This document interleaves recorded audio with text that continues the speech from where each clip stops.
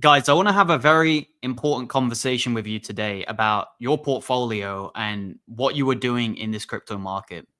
I have no doubts that many of you guys listening are overexposed in crypto and you're overexposed to high risk projects in crypto as well. And I think now more than ever, it's very, very important that you are holding quality projects in your portfolio. I used to talk a lot about low cap gems, about small cap cryptos. And there's a reason why it's been quite a long time since I've been, centering my channel around low caps.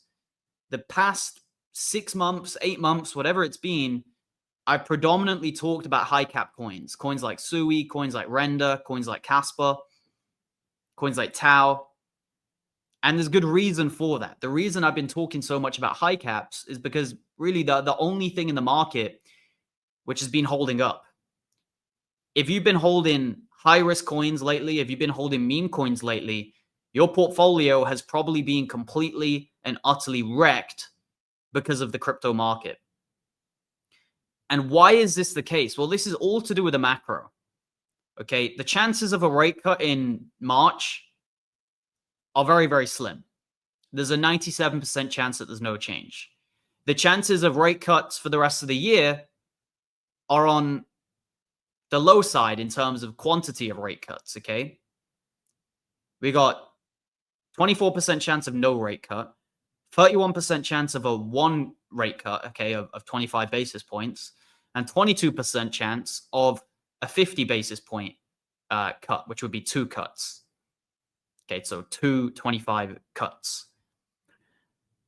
And since CPI just came in very bleak, very bearish, inflation's back on the cards here. Because this has just happened and CPI actually jumped 0.5% in 1 month, the largest increase since 2023. Since all of that is happening, risk on assets are not doing great right now. Okay, it's all to do with the risk. And many people right now are being sold a lie. They're being told that we're going to get QE and everything's going to be fine in a few months. Where are they seeing this? Where are they seeing the fact that we're going to get QE anytime soon? Okay, I've seen no indication that we're going to get QE anytime soon. Okay, the Fed need to just even stop QT first before we even think about QE. So we need to stop with this idea of, yeah, we're just going to get QE, they're going to print loads of money and we're all going to be multi-millionaires in a few months. We're all going to be driving Lambos. That's not how it's going to happen, okay? In 2017, there was no QE. In fact, in 2017, there was QT. Yet we had a massive, massive bull run. So first of all, we don't need QE. This phrase is bugging me. Everyone's saying we need QE. We don't need it. What we really just need is for the dollar to go down, to have some clarity in the market, and maybe just another catalyst, like maybe tax cuts in the US or an announcement outlining the plans for a Bitcoin strategic reserve. It could be anything. But really, we just need any form of catalyst to hold on to that could move the market up. But QE for me is off the cards. It's not something I'm looking at. Okay? Inflation's coming back. You really think they're going to deploy QE and just cause hyperinflation? Inflation right now is coming back. The Fed are probably experiencing their worst nightmare right now. Which is inflation being back on the cards. And with tariffs and things like that, they're only going to be worse for inflation. So I do not see QE, and I don't see many cuts either this year. Maybe one, maybe none. That's what I'm seeing. I'm agreeing with the odds from Polymarket. Okay. And I put out this post on X. I highly recommend that you read it, saying that we're going to have one last massive pump for the market, then recession, a housing crash, and increased unemployment. Okay, the unemployment numbers to me already aren't looking great in terms of the general trend. Housing prices are very, very high. And we're coming to the very end of the 18.6 year housing cycle, land cycle, whatever you want to call it. We've been in a bull market for all markets for a very long time. But I want to make it very clear because I'm not trying to FUD here. I think we're due one more big pump. I don't think the whales, the smart money want to just end it here. They want one last manipulated, orchestrated pump to the upside. That's what I believe. And I think that could happen anytime between now and kind of Q3 this year. A lot of people are still arguing for a traditional 4-year cycle, arguing for a Q4 top. I don't see that happening personally. I'm not ruling it out. I'm not saying it's impossible, but I think we'll have structural weaknesses in the economy by that point, which will probably prevent us from fulfilling a Q4 top. Just my opinion, and particularly with altcoins. Maybe Bitcoin could do that, but I think many altcoins will be very weakened by that point. Okay, it's not impossible. I'm just telling you what I think from here. Okay, this is a fluid thing. Things change over time. All we really need is one catalyst to kickstart positive momentum, because right now the market is in a state of fear, which isn't really a bad thing because it gives us a lot of leverage for a move up in terms of the sentiment. Okay, these are the potential catalysts that I'm looking at that could provide us one last pump to maybe 130K, 150K, 170K. Okay, by one last pump, I mean one last wave, okay? If you look at the Bitcoin chart, the way it's been moving, if I just pull it up on the weekly here, okay, and ignore some of the things I've got on the chart, you can see the way this chart has been moving this cycle, it kind of, it has a pump. Let's go to the very bottom. It has a pump. It has some consolidation. It has a pump. It has some consolidation. It has a pump and it has some consolidation. You could probably see this even better on CoinMarketCap just because of the simplicity of this chart. Okay, it takes out the wicks. Okay, you can see very, very clearly here. Pump, consolidates. Pump, consolidates. Pump, consolidates for a long time. Pump, consolidates. I think we have one more pump. That's my take. I think we have one more. One more of this kind of leg that we've seen a few times here. We had the ETF pump. We had the election pump. And I think we're going to have one more, which will probably take us into maybe, April, May, that kind of time. That's my stance on the market. So what are the potential reasons for that? We've got them here. We've got the end of tariffs.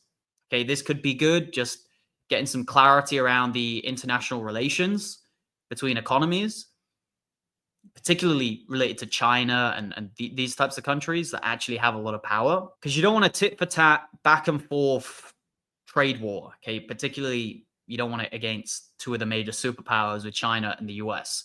So just some clarity on that could be good. A Fed rate cut could be good, but I said the chances of that look slim, at least anytime soon.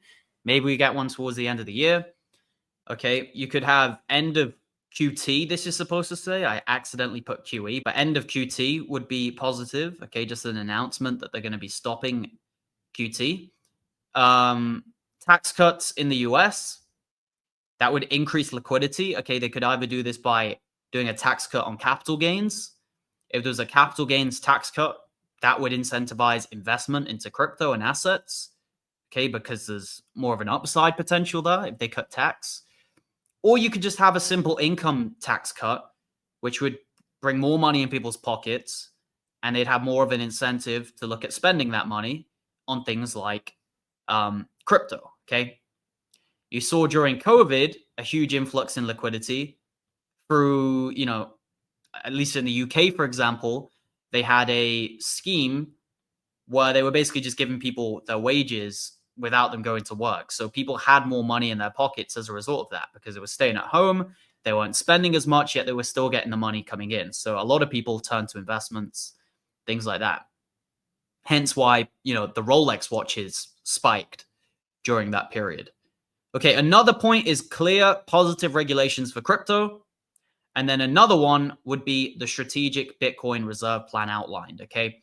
So we've got maybe regulations coming out from the Trump administration, from the executive branch, and then it gets through Congress maybe. Some form of regulation being passed on through Congress would be great.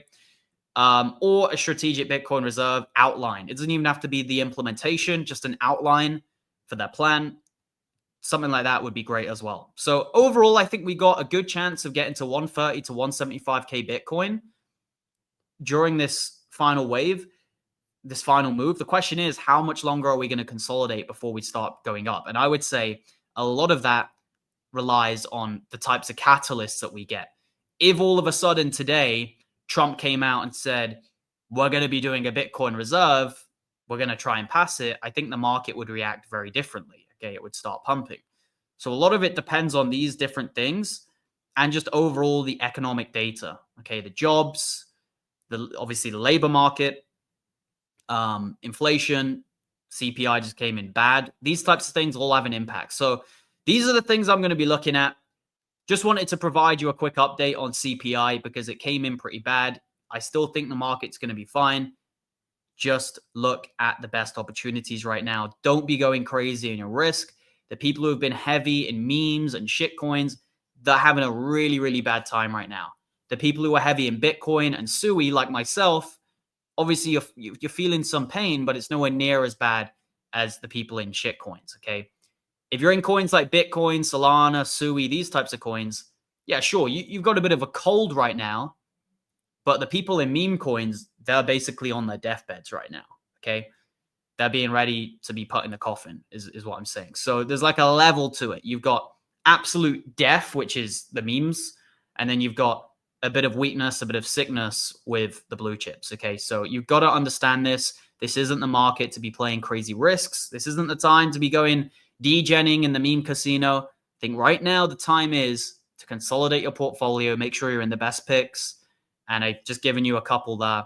Obviously, SUI is my favorite one in terms of a safety play.